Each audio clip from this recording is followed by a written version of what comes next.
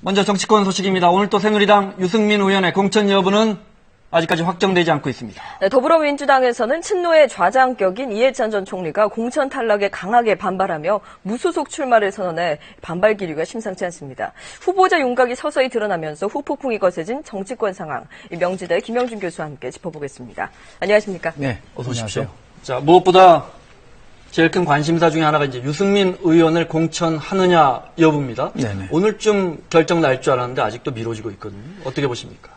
제가 정치적 상상력을 동원하면 새누리당 입장에서 봤을 때는 이 정도면은 당신이 나가라. 버틸 수가 없다라는 시그널을 계속 보내는데 네. 유승민 대표가 버티고 있는 거죠. 네. 나가더라도 나는 잘려서 나간다. 그래야지만이 행보가 굉장히 커질 수 있다라고 하는 부분들이 있고요. 두 번째는 아마 대통령께서 작년 7월에 배신자를 심판해달라고 얘기를 하면서 유승민 대표를 지목을 했지 않았습니까? 그러니까 대통령의 의지와 당내 여론이 지금 충돌하고 있는 거거든요. 유승민 대표가 만약에 공천에서 배제돼서 그 후폭풍이 수도권까지 몰아치게 되면은 선거에서는 굉장한 악재가 될 수 있기 때문에 그 문제와 관련돼서 아직까지 최고위도 그렇고 공관위도 그렇고 결론을 못 내려 결국 시간 싸움을 하는 것이 아닌가라는 생각을 하게 됩니다. 말씀하신 것처럼 오늘 결론을 내리지 못했습니다. 화면 준비했는데요. 보면서 설명드리겠습니다.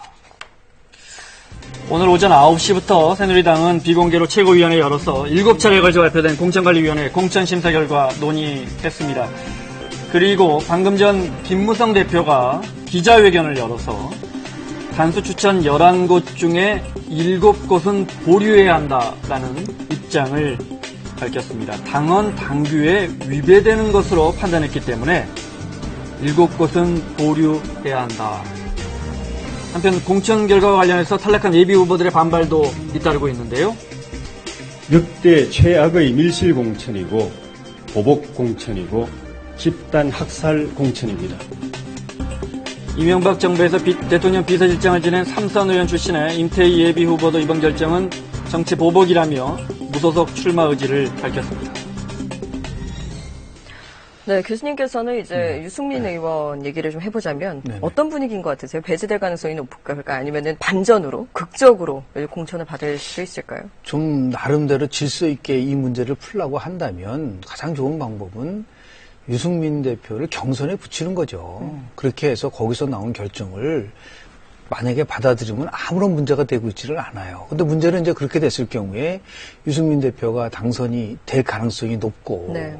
여기서 아까 조금 전에 말씀드린 것처럼 그동안 이제 대통령께서 얘기하신 부분하고 또 당내에서의 그 기류가 충돌하는 부분이 있는 것이죠. 더 나아가서 만약에 유승민 원내대표가 무소속으로 나갔을 때 승률 게임을 한다고 한다면은 아마 당선 가능성이 높아서 당선됐을 때 오는 후폭풍도 만만치 않거든요. 네, 그런 지역구에서 상황 속에서 5의원이기 때문에. 그렇습니다. 그런 상황 속에서 지금 결론을 내리기가 어려운 2중 3중의 딜레마 게임을 네. 좀 하고 있는 것은 그런 아닌가 부분 생각을 합니다. 만약에 무소속으로 출마했을 경우에 당선 가능성까지 고려해서 당 지도부에 이제 또 공관위의 고민이 깊어지고 있는 것 같은데요. 네네. 또 이른바 유승민계 의원들 대부분 공천에서 고배를 마셨단 말이죠. 네네. 그래서 오늘은 또 부쩍 이 의원들의 연대 가능성이 나옵니다. 연대가 이루어지기 위해서는 이제 구심력이 있어야 되는데요. 지금 2008년도 친박 연대라는 게 만들어졌었던 적이 있었거든요. 그 당시는 뭐 박근혜 당시 전 대표가 나도 속았고 국민도 속았고 그리고 국민들이 뭐 그 문제와 관련해서 공천 잘못됐다는 공감대가 만들어졌었는데요. 이번에는 좀 상황이 조금 다른 게요. 아마도 각자 도생을 할 수밖에끔 없을 것 같습니다. 그래서 유승민 원내대표의 이제 그 최종적인 결론에 따라서 본인이 뭐 깃발을 들고 다 뭉쳐라고 얘기를 하도 어떤 그런 가능성이 있을지는 모르겠으나 결국 뭐 본인도 그쪽으로 집중할 수밖에 없는 거고요. 대구 영북 쪽으로.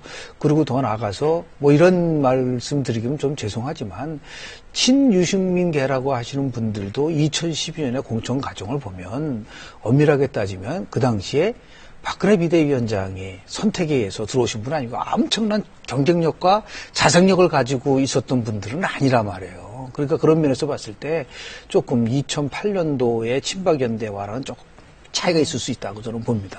네, 김무성 대표가 조금 전에 기자들과 만나서 네네. 얘기를 했는데 네. 단수 추천 11곳 가운데 7곳은 네. 보류해야 된다. 그러니까 공관위와 최고위가 좀 대립하는 양상으로 그 부분을 좀 확인을 좀 해봐야 되겠는데요. 그 지금 대표께서 얘기하시는 게 최고위원회에서 합의된 사항이냐 아니면 그건 개인적인 생각이냐에 따라서 달라집니다. 방금 전에 이제 김무성 대표가 기자회견을 통해서 그렇습니다. 밝힌 예, 바뀐 내용인데요. 내용에 네. 대해서 말씀을 드렸는데 11곳 7곳에 대해서 보류 얘기를 했는데 그게 최고위원회 합의된 사항이냐라는 거죠.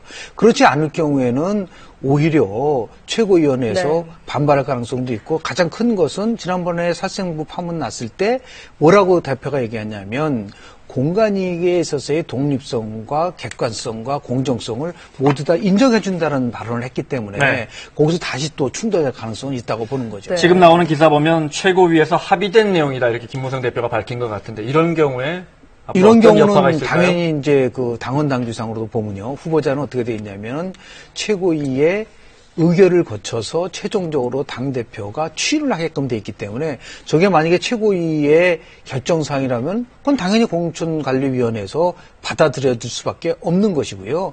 그렇다고 한다면은 공천관리위원회의 위상에서 저렇게 당원 당규를 위반하면서까지도 공천을 했다는 걸 스스로 인정을 해버리는 거거든요.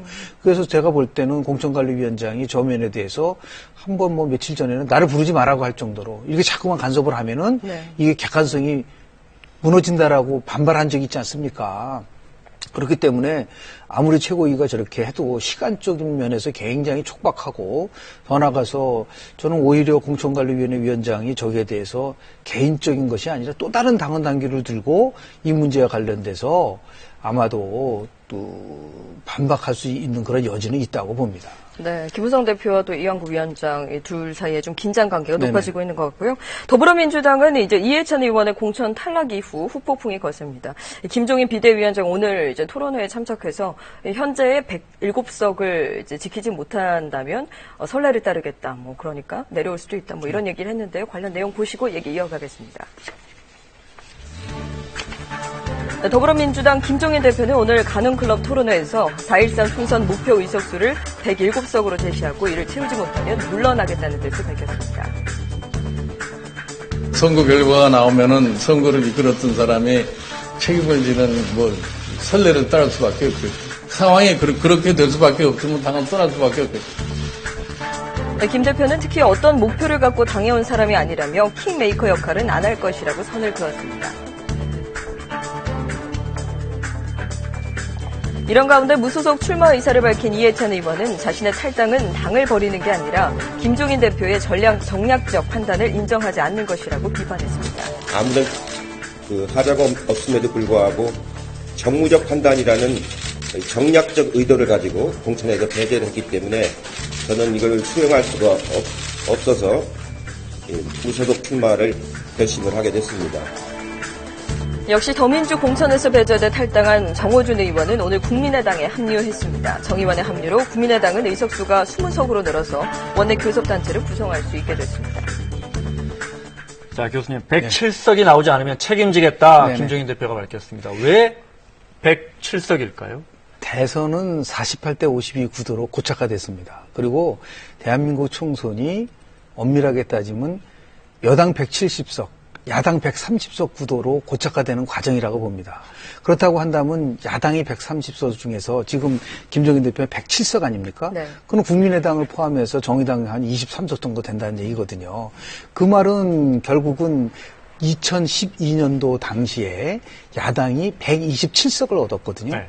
그중에서 20명이 탈당을 하지 않았습니까? 그러니까 2012년 수준까지로 유지가 돼야지만이 네. 결국 이제 승리할 수를 넘어서서 책임을 면할 수 있다는 얘기를 하고 있는 거기 때문에요. 저거는 뭐 이 숫자라는 거는 그렇게 황당한 숫자는 아니라고 바꿔 보지만 말하면 19대만큼 하지 못하면 나가겠다. 그렇습니다. 이런 그리고 뜻이고요. 본인이 네. 책임을 질 수밖에 없는 위치에 있는 거죠. 네, 현행 유지 정도라고 이제 이해하면 될 것 같은데요. 이해찬 의원이 무소속 출마를 이제 선언을 네. 한 거죠. 김종인 대표는 별로 상관없다, 뭐 관심 없다, 약간 이런 식으로 발표를 했는데 네네. 유승민 의원처럼 대구에서의 그 파급력처럼 세종시에서의 이해찬 의원의 그 영향력도 무시할 수 없을 텐데요. 그렇죠. 지금 이제 특이한 현상은요. 무소속으로 나온 현역 의원들을 상대로 하는 정당의 공천을 받고 있는 사람들의 경쟁력이 그렇게 강하지 않다는 겁니다. 다시 얘기해서 새누리당 같은 경우 이재호 의원 같은 경우는 네. 5선이면서 무소속으로 나갔을 경우에 과연 새누리당 후보가 어떤 결과를 가져올까? 지금도 마찬가지거든요.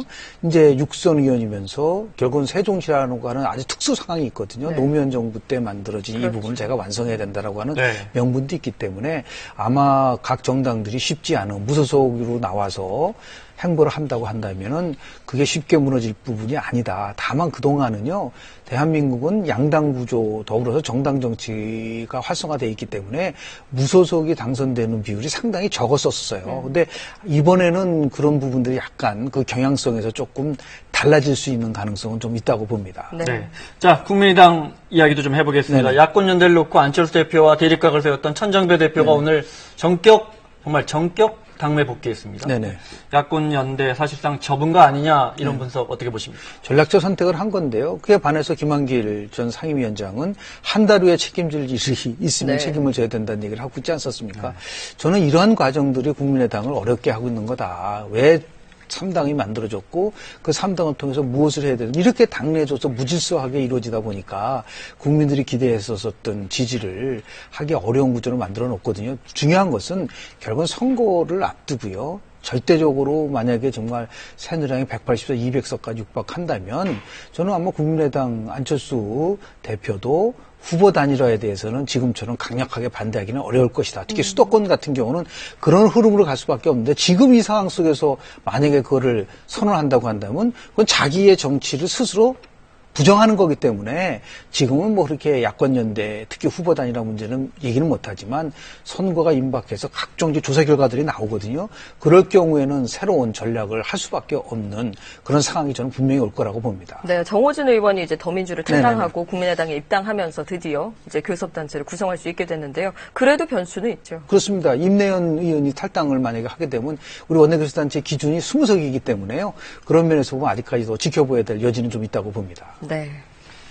알겠습니다. 오늘 말씀 여기까지 듣겠습니다. 네, 고맙습니다. 고맙습니다.